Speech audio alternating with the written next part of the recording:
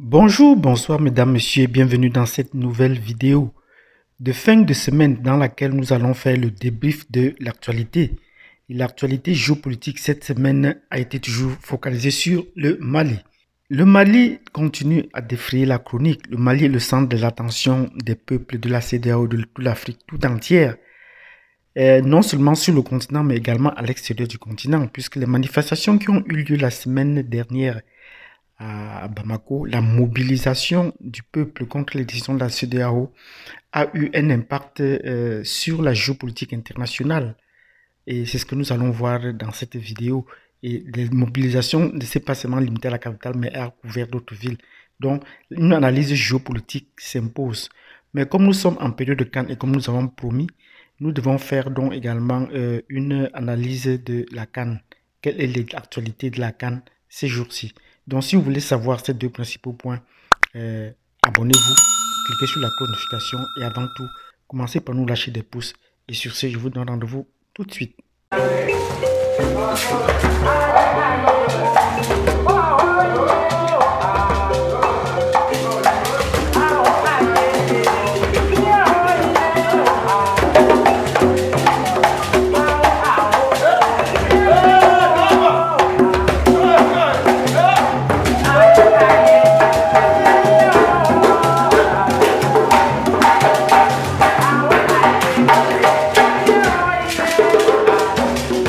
Bienvenue dans cette vidéo où nous allons parler de la situation géopolitique de l'Afrique de l'Ouest, et notamment du Mali. C'est le Mali qui est au centre des décisions, qui fait une de l'actualité depuis peu sur le plan géopolitique. Mais avant d'en arriver là, comme c'est notre plat de résistance, nous allons faire le débrief de l'actualité sur la CAN. La CAN 2022 qui se déroule au Cameroun depuis peu vient de connaître la fin de la phase des poules. Et des matchs qui ont été livrés, on a connu de grandes surprises. Des grandes surprises positives comme des surprises négatives. Mais de tous les matchs, c'est le match de la Côte d'Ivoire et de l'Algérie qui a le plus défrayé la chronique et qui continue de défrayer la chronique parce que l'Algérie était le tenant du titre. L'Algérie tenait le titre. Et voilà qu'elle va remettre sa couronne très tôt pour retourner à la maison. Elle ne pourra pas défendre son titre pendant longtemps. À peine 3 matchs, elle est mise KO, elle est sortie. Et là, les analyses vont effectivement dans tous les sens. Mais nous sommes en Afrique subsaharienne convaincus que l'Algérie a abordé cette compétition avec beaucoup d'orgueil et était très hautain. Des conférences de presse nécessaires de se rejaillir les critiques à l'égard des pays d'Afrique, comme si eux, ils ne faisaient pas partie des pays d'Afrique. Le stade la chaleur, comme si peut-être on pouvait créer des conditions pareilles. On parlait même également qu'il y avait trop de bruit. L'entraîneur Belmadi disait qu'il y avait trop de bruit sur le stade. Donc il avait presque, comment on pourrait dire, un comportement raciste à l'égard des pays subsahariens. Et cela démontre bien l'état d'esprit des pays de l'Afrique du Nord. Même si les autres sont un peu pondérés, comme l'Égypte en ce qui concerne le football, mais pour d'autres domaines, ils sont plus vicieux. Le Maroc l'est moins, mais la Tunisie l'est un peu plus. Mais celui qui coiffe le top, c'est l'Algérie. Et ils ne s'imaginent pas qu'ils sont sur le continent africain et se voient toujours comme supérieurs. Mais malheureusement pour eux, aujourd'hui, leur population, surtout les joueurs qu'ils ont amenés sur le stade aujourd'hui, et même depuis les dernières coupes, tous ces joueurs sont presque tous nés en France, à l'étranger. Donc pour la première fois, beaucoup venaient jouer en Afrique, venaient découvrir l'Afrique. Et qu'est-ce que cela a fait comme impression à eux? Voilà le résultat. Pour des joueurs qui vivent en Europe et qui ne s'imaginent pas peut-être, soit positivement, soit négativement, ce qu'on peut rencontrer sur le stade. Donc, ils n'ont eu qu'une belle leçon. Peut-être que la prochaine fois, quand ils viendront jouer en Afrique subsaharienne, ils prendront peut-être une équipe locale du Chan pour venir jouer. Parce que là, ces joueurs-là, on sentait qu'ils n'étaient pas dans leur peau, tant sur le plan physique que sur le plan, je veux dire sur le plan du climat, tant que sur le plan des relations humaines, ils n'étaient pas effectivement dans leur peau. Mais cela a fait également le compte de la Côte d'Ivoire. Ce n'est pas pour dénuer ce que la Côte d'Ivoire a déployé comme jeu. Et actuellement, la Côte d'Ivoire fait peur. Même au pays organisateur, la Côte d'Ivoire fait peur, le Cameroun. Mais après tout, le Cameroun reste le Cameroun. On connaît l'état d'esprit qui nous anime. Et on sait que bien lancé, on peut toujours réussir à renverser les vapeurs. Donc, nous disons bravo à la Côte d'Ivoire, sur qui on compte également pour essayer de bien étaler encore bien son jeu parce que le niveau de cette CAN jusqu'à présent est très apprécié. On n'a pas rencontré jusqu'à présent des écarts ou des déceptions du manque de niveau. Toutes les équipes font preuve d'une certaine maturité, tant sur le plan individuel que sur le plan collectif. On ne trouve pas trop de passes ratées, on ne trouve pas les amateurismes qu'on voit souvent dans d'autres coupes d'Afrique des Nations. Le niveau de cette CAN est vraiment élevé, où les centres ratés à reprise, ainsi de suite. On n'a pas trouvé ça. Les pénaltys qui sont carrément dévissés, non. Le niveau de la CAN jusqu'à présent est très appréciable et nous disons bravo au pays organisateur qui a peut-être mis les bouchées doubles pour en arriver à ces résultats sur la qualité de ses infrastructures et sur la sérénité dans laquelle les matchs se déroulent. Et nous disons bonne continuation à la Côte d'Ivoire et on attend donc ses prochains matchs. Il n'y aura plus droit à l'erreur puisqu'elle a déjà corrigé ses erreurs et nous disons bravo. Maintenant, nous allons revenir sur le cas de l'analyse géopolitique qui est le cœur qui est le plat de résistance de nos analyses en chaque fin de semaine. Et cette semaine, ces 2 dernières semaines, la CEDEAO s'est réunie à pris des sanctions contre le Mali. Est-ce que la CEDEAO envoie au Mali? Nous allons dire oui, la CEDEAO envoie au Mali, puisqu'il y a eu des situations pareilles dans des pays comme en Guinée. On a menacé, mais on n'est pas encore allé jusqu'à prendre des sanctions pareilles. Il y a eu des situations dans d'autres pays africains dont l'OUA n'a pas réagi. Et jusqu'à présent, l'OUA ne dit rien, puisque la France est aux manettes avec la CEDEAO. Mais en fait, quand on déploie un peu le chapelet de sanctions qu'on place contre le Mali, qu'est-ce que la CEDEAO? Donc, c'est une question éminemment géopolitique parce que la CEDEAO recouvre un espace géographique bien précis et regroupe un certain nombre de pays bien précis. Bon, quand ils se réunissent et prennent une décision, par exemple, prendre une décision contre le Mali, où est situé le Mali, comment se positionne le Mali, quand on dit qu'on doit fermer les frontières du Mali, rapatrier les ambassadeurs, quel peut être l'impact? Pour comprendre donc l'impact de ces décisions-là, il faudrait déjà avoir une bonne connaissance de la géographie de la sous-région de l'Afrique de l'Ouest pour comprendre que l'UMOA a dit qu'elle doit geler les avoirs. L'UMOA prend la sanction de pouvoir plus coopérer avec le Mali. Mais qu'est-ce que l'UMOA? Qu'est-ce que la CEDEAO? Quels sont les pays donc qui composent la CEDEAO? Est-ce que tous les pays de la CEDEAO ont été d'accord? Non, tous les pays de la CEDEAO n'étaient pas d'accord. Les pays qui n'étaient pas d'accord, quel peut être leur poids dans cette situation? Mais d'entrée de jeu, nous allons dire le Mali aujourd'hui, nous disons bravo au Mali.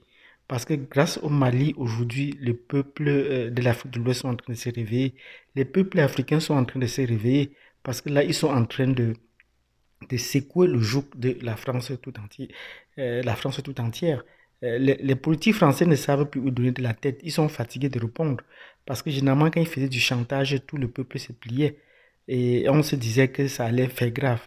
Mais depuis le cas de la situation centrafricaine, nous avons bien dit que les menaces que la France faisait planer n'étaient que du chantage. Et même quand il est passé en application pour les sanctions en République centrafricaine, ça n'a pas changé la situation du pays jusqu'aujourd'hui. Elle annonce des sommes qu'on ne voyait jamais. Pour 5 opérants militaires français depuis plus de 60 ans de coopération militaire, on n'a jamais vu de succès. Et face à côté, la Russie est arrivée avec plus de 150 coopérants militaires qu'on peut les traiter de tout. Donc, les mêmes choses qui s'est passé en République centrafricaine s'appliquent également au Mali. Toutes les décisions que la France et la CEDEAO prennent d'entrée de jeu, il faut dire que ce sont des mesures de chantage. On veut faire chanter. Si vous ne faites pas cela, on va faire ceci. Bon, ils sont maintenant passés à exécution. Quel peut être l'impact de ces sanctions? Ces sanctions sont nulles et de nul effet parce que le peuple est déjà réveillé et s'éveille de plus en plus. Mais réellement sur le terrain, qu'est-ce que la CEDEAO? Il faut qu'on revienne là.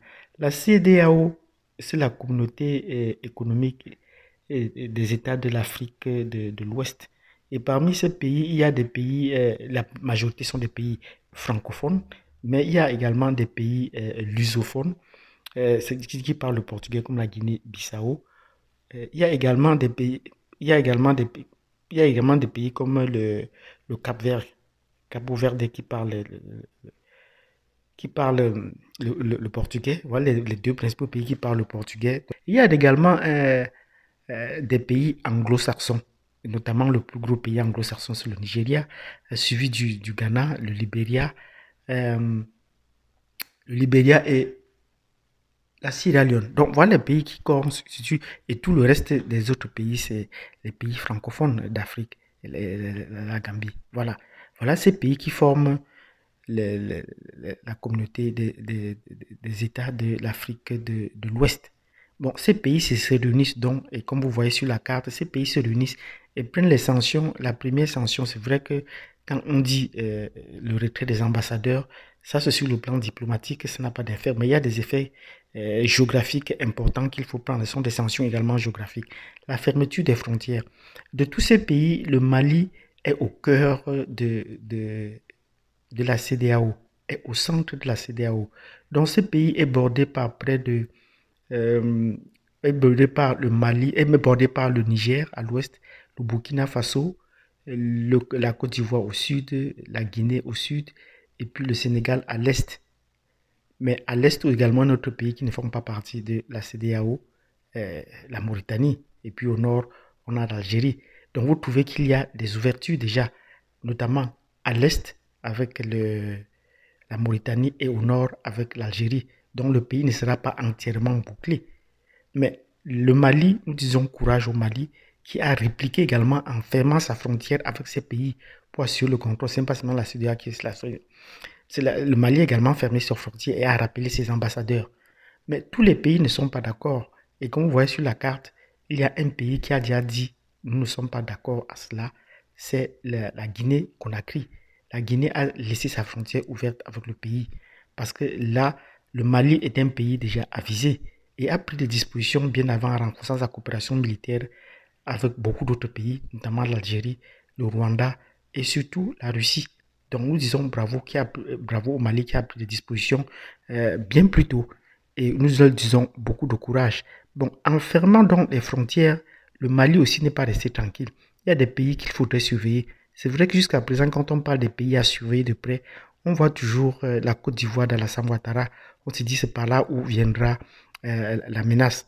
Mais la frontière entre le Mali et la Côte d'Ivoire, c'est l'une des plus petites frontières que le Mali peut avoir.